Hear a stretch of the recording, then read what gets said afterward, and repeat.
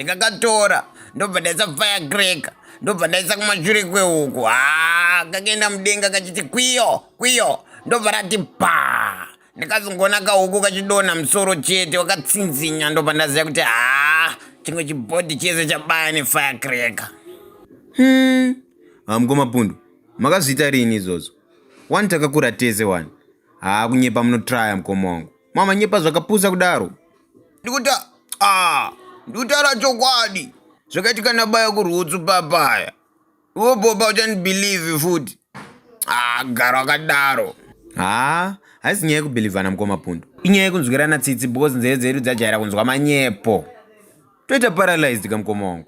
Tositanga kutofunga kuti chokwadi ndo anenge atoo manyepo acho manje. Ndazwa nyaya dzemafireworks panze apa. Ndiana nezviwindi yetiwirirana. Tovazukuru vandoda manja. Kulezi. Tanzwa nekunyeberwa tibatsirewo pano. Pundo ari kufuraya mabhodhoro necooking oil pano. Hanzi ndakaisa firecracker kumagaro kwehuku what. Meno nyaya dzake so. Hana kubatwa ere mukomano? Iri yazi kulezi. Yakatoitika. Zvishoma izvo. Manje ini ndakaisa zibhomba cracker riya kumagaro kwemombe. Rakaputika kuti ikabva yabvaruka nepakati. Yakabva yagocheka ipapo. Tikazongodya nayo sadza yakadaro isu. Zvazowirirana mwari wangu ini. Nhasi ndofa hangu nekusukwa nevarume vaviri ava. Pundo, saka tikuita sei nhasi? Iwe unenge une plani sinu zvako iwe, kwete zvaBobby uyo anongoshora. Mudara, kuti ngete seko panyu yeso.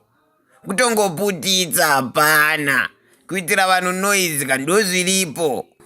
Saka mudara, huku dzapa nzvimbo here? Mukomapundu, huku dzadzei futi? Dzekupakira kamafirecracker. Panoda kalife muzvinhu izvi mufana wangu. Ini ndikutoda zibhuru zimombe chairo kana mbudzi.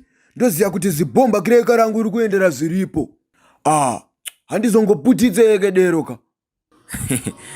Pasangana zvidhakwa zvechokwadi. Ina ndipo ndendiri muteresi zvangu kana chachaya ndoshayika because handidi silly stuff. Unosara ako shamwari. Ini nakule tato tag team. Hande shops kulezi. Nguva hadzisi dzedu. Hande zvako togadzirira mfana ndiwe unenge uri jacked up iwe.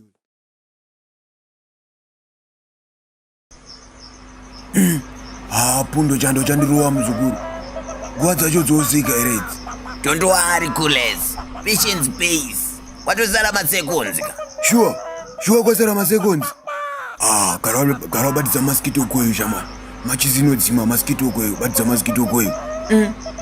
Rega ndishayike timu rinenge rakutovhurika chete. Plus nekupenga kwavo vanogona kuzotofunga kuputitsira kana mukano mangu chama. Kandishayike. Iyi ndononzi run for my life chaiyo.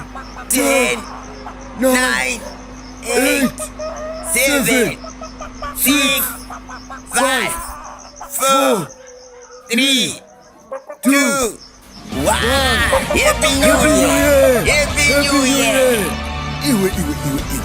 Ona mshinengeni. Hapa zibhomba cracker rangu raendera zviripo apa. Ona tumanenga twehuku twangu. Baiwe.